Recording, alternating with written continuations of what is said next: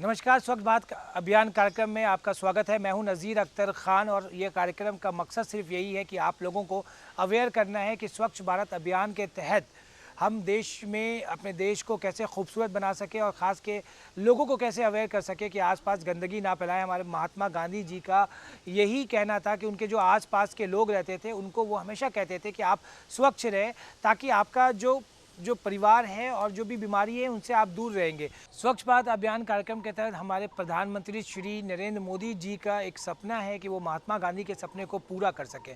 2 अक्टूबर 2014 को उन्होंने इस प्रोग्राम का आगाज़ किया था, स्वच्छ भारत अभियान, जिसके तहत हर लोगों को जागरूक किया गया कि आप अपने आसपास गंदगी ना फैलाएं, अपने राज्य को, अपने राष्ट्र को खूबसूरत बना के रखें। ख़ासतौर पर स्वच्छ भारत अभियान कार्यक्रम में हमारे जो अब हम आपसे मुलाकात कराएंगे, हमारे ख़ास मेहमान जो हैं DDGE, जिनका बहुत बड़ा योगदान है दूरदर्शन केंद्र पटना के लिए। तो चलिए हम आपसे उनके ख़ास मुलाकात करवाते हैं। हमारे DDGE सर के पास हम आपको ले चलते हैं।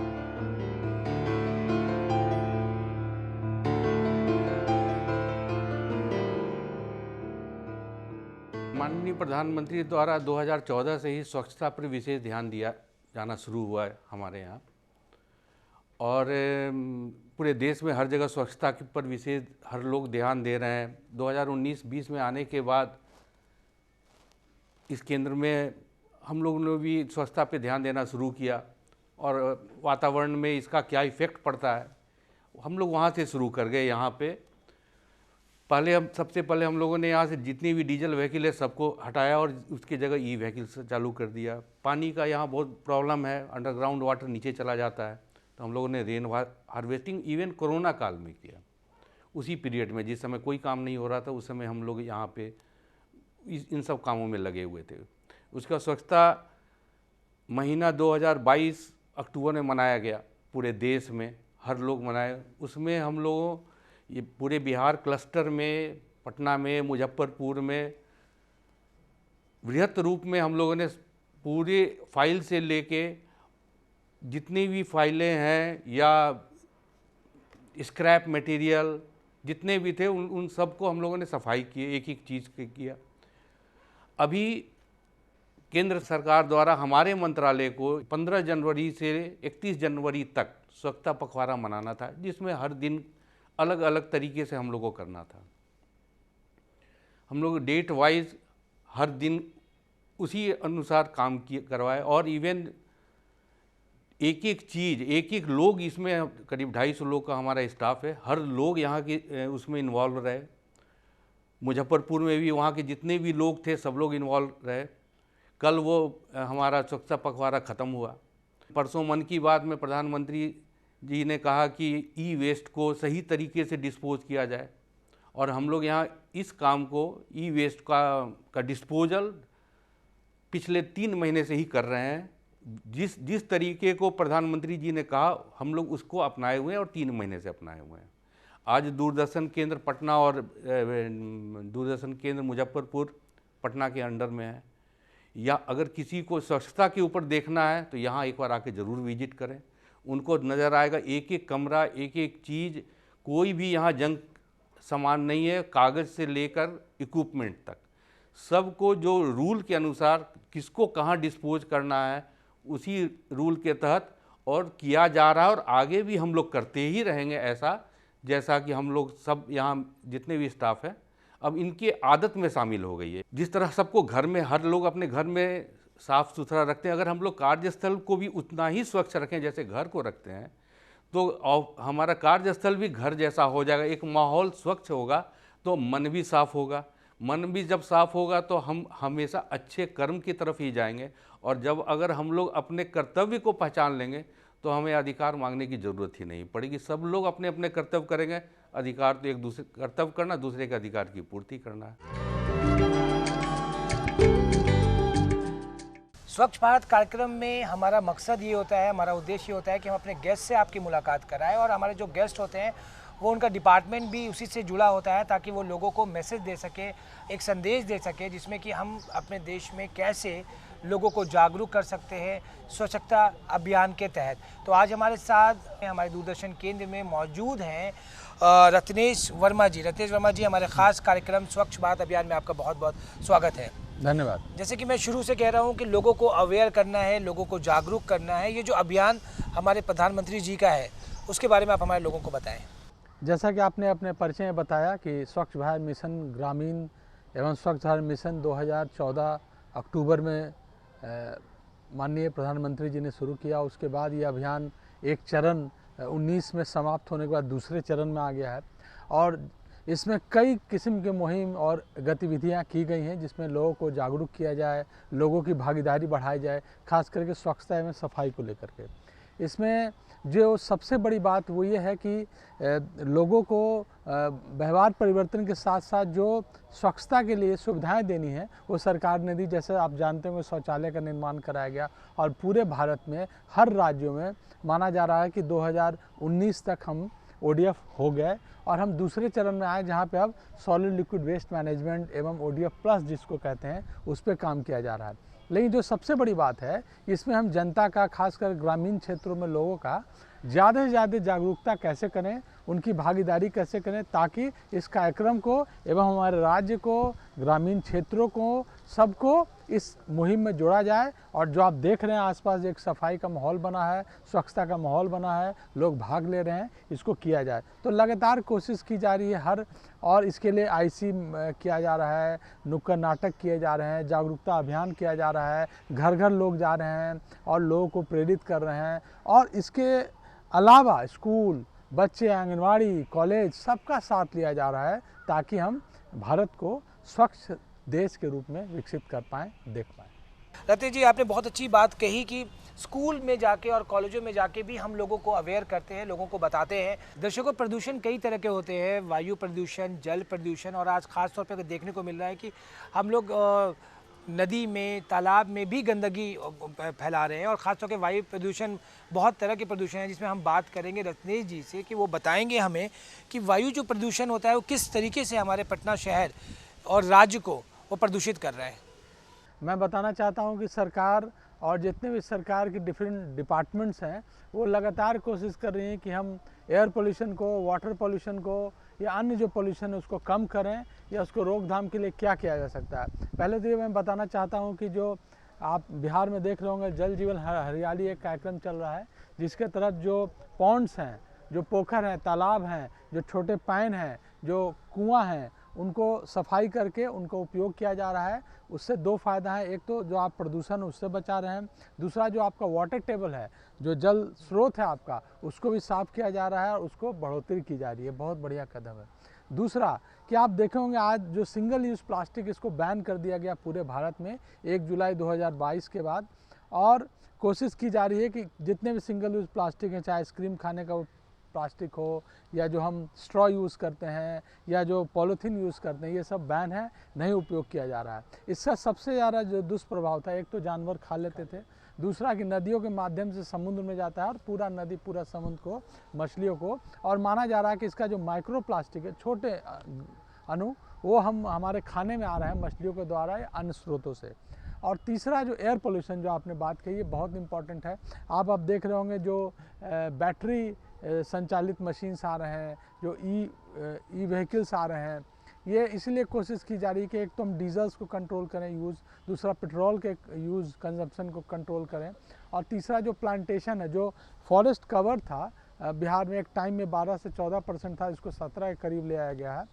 तो लगातार इस तरह की कोशिश की जा रही है। और चौथा जो सबसे इम्पॉर्टेंट आपके माध्यम से और दर्शकों को हम बनाना चाहते हैं कि कई बार हमें लगता है ना कि हम कचरे को जला दिए तो वो सफाई हो गई। नहीं नहीं, बिल्कुल ही नहीं। वो आपको लगता है कि वो वॉल्यूम कम हो गया, अतः हम अपने पर्यावरण को दूषित कर रहे हैं और वो फिर उसका परिणाम बहुत जल्दी हम देखेंगे। तो प्लीज़ आज आपके माध्यम से हम रिक्वेस्ट करेंगे कि कहीं भी आसपास में अपने कचरे को न जलाएं और जितना हो सके हम गाड़ियों का पूलिंग करें, साथ में जाएं, पब्लिक कन्वेंस यूज़ करें। इस तरह के माध्यम से हम अपना कंट्रीब्यूशन कर सकते हैं और सरकार को, देश को मदद कर सकते हैं पोल्यूशन रोकने। अच्छा, लोगों को अवेयर करने के लिए हम बार बार कहते हैं कि लोग अभी तक इस चीज़ को लेके अवेयर नहीं हैं। पोल्यूशन को लेके, वाटर पोल्यूशन हो, एयर पोल्यूशन हो या और भी बहुत तरह के पोल्यूशन है, उसको लेके अवेयर नहीं है। अवेयरनेस के लिए भारत सरकार या राज्य सरकार किस स्तर पे काम कर रही है? देखिए, अवेयरनेस के लिए आप देखते होंगे सरकार फिल्म के माध्यम से, टेलीविज़न के माध्यम से, रेडियो के माध्यम से या बिलबोर्ड के माध्यम से, आजकल सोशल मीडिया आ गया उसके माध्यम से लगातार लोगों को जागरूक कर रही है। लेकिन जो एक बड़ी बात यह है कि लोग जागरूक या इस बातों को संवेदनशील कब होंगे, इन बातों को लेकर वो चिंतित कब होंगे। आप देखते होंगे भारत में जो कभी खास धर्म से आयोजित कोई पर्व है या ऐसा आयोजन है तो लोग खुद अवेयर होते हैं और इस पूरे सफाई में, स्वच्छता में बहुत ज़्यादा भाग लेते हैं और अपने आसपास के माहौल को बहुत सुंदर करते होंगे, आप देखते हैं। लेकिन कई बार वही समुदाय, वही लोग आम दिनों में देखेंगे कि उनका बिहेवियर बदल जाता है और अपने आसपास में गंदगी करते हैं, इधर का वहाँ फेंक दिए, घर के सामने फेंक दिए या और किसी तरह की गंदगियाँ। तो ये दोनों चीज़ों में आप ये देख रहे होंगे लोगों की अगर थोड़ी सी भी ट्रिगरिंग जिसको कहते हैं, अगर वो ट्रिगर कर गया, एक बात मन में आ गया और वो संवेदनशील हो कि नहीं, ये नहीं करना है, तो आप पाएंगे कि आपके आसपास में वो व्यक्ति इसमें ना केवल वो करेगा, वो दूसरों को प्रेरित करेगा और चाहेगा कि आसपास सफाई हो, सुंदरता आ जाए। आज का जो हमारा जो पोल्यूशन का जो है स्तर है, या वो बहुत बढ़ गया है या घट गया है, वो कैसे हम डिफाइन करते हैं?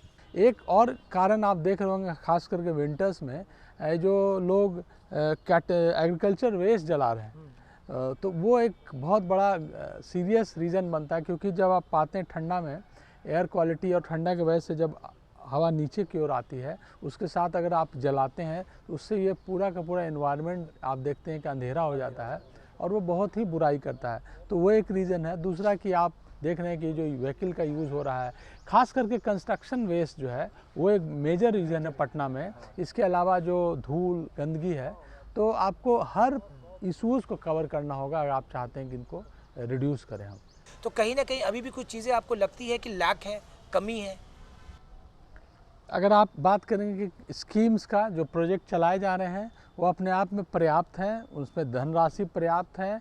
गांव के स्तर पे इसके पहले इतना ज़्यादा प्रोजेक्ट के माध्यम से और सहूलियत के मामले से पहले दिया नहीं गया था, वो दिया जा रहा है, तो अपने आप में पर्याप्त है। अब ये हमारी जिम्मेवारी है, ये जो सिस्टम हमें मिल रहा है, ये इंफ्रास्ट्रक्चर मिल रहा है, इसको हम चलाएँ, इसको सुंदरता से आगे बढ़ाएं और इसमें भागीदारी करें।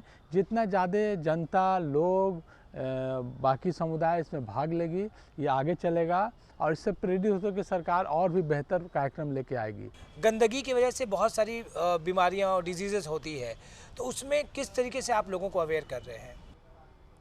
देखिए, एक तो आपने देखा होगा कि बच्चों को दो चीज़ बहुत इम्पॉर्टेंट है। एक तो हैंड वॉशिंग, हाथ धोना और साबुन से हाथ धोना स्कूल में, खाने के पहले, शौच के बाद या खाने बनाने के पहले, या जो गर्भवती महिलाएं हैं या जो छोटे बच्चे हैं, वो उनको घरों में ये एक आदत के रूप में आ जाए, ये व्यवहार के रूप में आ जाए, तो ये बहुत सारी बीमारियों को कम कर सकता है। दूसरा कि आसपास की जो माहौल है उसको हम स्वच्छ रखें। आप देखते हो कई जगह अगर हैंडपम्प हैं या आजकल घर में पानी सप्लाई हो रहा है तो आसपास में लोग पानी जमा हो रहा है, वो पानी अपने आप में दूषित करता है, मच्छरों का भी घर करता है और वो पानी ग्राउंड वाटर को, तो उसको हम किचन गार्डन के रूप में इस्तेमाल करें या सोख्ता बना के इस्तेमाल करें। तो ये दो बहुत ही सामान्य चीज़ हैं जिससे हम बीमारियों को कम कर सकते हैं। इसके अलावा आप देखेंगे कि हम अपने जो खाना पीना है उसको हम अपने सफाई से धो करके खाएं, वो एक तरीका हो सकता है। और अपने रहन सहन में जितने ज़्यादा हाइजीनिक हम बिहेवियर लाते हैं उतना हम बच सकते हैं, जो बीमारियां हमें किसी और से या इन कारणों से हो सकती हैं। तो बहुत सारे ऐसे चीज़ें जिससे हम बच सकते हैं बीमारियां कम। एक और चीज़ मैं इससे ज़्यादा आपको जोड़ना चाहूँगा कि सरकार ने जो स्मार्ट सिटी का कॉन्सेप्ट लाया है, सरकार ने स्वच्छ सर्वेक्षण 2023 लाया है। ये शहरों में भी हो रहा है, ग्रामीण क्षेत्रों में हो रहा है। इसमें पूरे ज़िले को, पूरे भारत के 750 से ज़्यादा जो ज़िला हैं उनको इसमें इंडिकेटर में रखा गया है और हर महीने इसमें डेल्टा रैंकिंग की जा रही है और ये जानने की कोशिश की जा रही है कि स्वच्छता के जो इंफ्रास्ट्रक्चर्स हैं और जो लाभ हैं लोगों तक गए, तो उसके बाद वो ज़िला या वो ग्राम पंचायत या ब्लॉक कितना आगे बढ़ा। और इस रैंकिंग को ज़िलाओं को, सरकार को, बाकी जो डिपार्टमेंट हैं, कंसर्न डिपार्टमेंट, उनको मदद मिल रहा है कि अपने जो रैंकिंग है उसको इम्प्रूव करें। और पूरा का पूरा रैंकिंग इसी पर निर्भर है कि आप कितने सुविधाएं लोगों को दे रहे हैं। अच्छा, मैं आखिर में आपसे एक मैसेज ज़रूर लेना चाहूँगा हमारे दर्शकों के लिए, कि एक ऐसा लास्ट मैसेज आपसे लेना चाहता हूँ ताकि आप हमारे दर्शकों को अवेयर कर सकें पोल्यूशन के। देखिए, पहला मैसेज जो मैं दूरदर्शन के माध्यम से बिहार एवं अन्य राज्यों में खास करके जो हमारी समुदाय हैं ग्रामीण क्षेत्रों में, शहरी क्षेत्रों में, उनको देना चाहता हूँ, वो ये है कि शौचालय का इस्तेमाल, आप जानते होंगे कि शौचालय हर घर में उपलब्ध है आज, और इसका लाभ उठाएं। शौचालय का इस्तेमाल नियमित इस्तेमाल करें। शौचालय के इस्तेमाल के बाद हैंड वॉश करें, बच्चों को ये आदत डालें। दूसरा कि ये जो जितने भी स्वच्छता को लेकर इंफ्रास्ट्रक्चर जो सुविधाएं दी गई हैं, वो उसके मालिक, उसको देख रेख आपका है, आपका गांव है, आपका घर है, इनका इस्तेमाल करें और इसको बचाने में, इसको आगे ले जाने में सहयोग करें। ये जो स्वच्छ सर्वेक्षण 2023 हो रहा है, इसमें अपना योगदान करें और जितना ज़्यादा हो सकता है इसमें सहयोग करें, ताकि स्वच्छ राज्य, सुंदर राज्य और प्रगतिशील राज्य बनता है। ये हम लोग जानते हैं, यही हमारा मैसेज है। स्वच्छ भारत अभियान कार्यक्रम में हमारे साथ एक और गेस्ट मौजूद हैं जिनसे हम आपकी मुलाकात कराएंगे। वो किसी तारुफ के मोहताज नहीं हैं, वो डीडी न्यूज़ के डिप्टी डायरेक्टर हैं सलमान हैदर सर, जिन्होंने स्वच्छ भारत अभियान के तहत दूरदर्शन केंद्र पटना में बहुत सारा इनका भी योगदान है। न्यूज़ के माध्यम से उन्होंने बहुत सारे अवेयर प्रोग्राम किए और लोगों को जागरूक किया है कि स्वच्छ अभियान के तहत हमें कैसे आसपास गंदगी को नहीं फैलाना है और अपने राज्य को खूबसूरत बनाना है। तो सलमान हैदर सर, हमारा ख़ास कार्यक्रम स्वच्छ भारत अभियान के तहत आपका बहुत स्वागत है। आप क्या मैसेज देना चाहते हैं हमारे व्यूवर्स को? नज़ीर साहब, ये जो स्वच्छता की बात है, जहाँ तक कि स्वच्छता अभियान की बात है, दरअसल इसमें सबसे बड़ा मुद्दा व्यवहार परिवर्तन का है।